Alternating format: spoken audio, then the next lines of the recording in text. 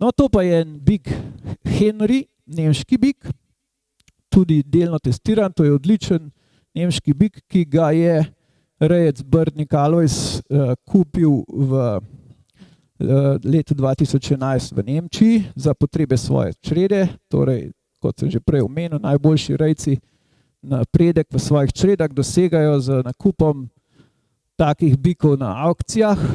Tukaj pač vložijo en določen denar, potem pa s tem dobijo prednost in lahko dobro prodajo svoje plemenske živali. Ima najvišje ocene od vseh limuzinov v današnji predstavitvi, in sicer 90 točk za omišičenost, 92 za skelet, torej obsežna, dolga žival. Sami vidite, kakšna razlika je razmerje je med dolžino in širino.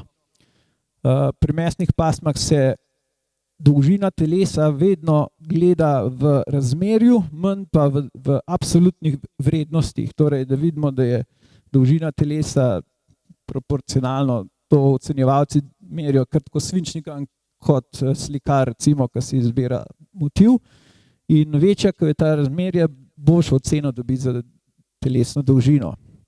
No, ta bik ima že pri rejcu Brdniku 64 potomcev in je imel povprečno rojstno težo 41 kilogramov in teleta so do odstavitve oziroma do 90. dneva, ko že začnejo pasti, pač dosegla 1088 gramov v povprečju.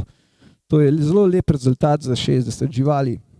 Po njem seveda pričakujemo lahko dolga in lepo umišičena teleta z visoko prirejo mesa in bodo verjetno primerna za odlično pitanje na visoko težo.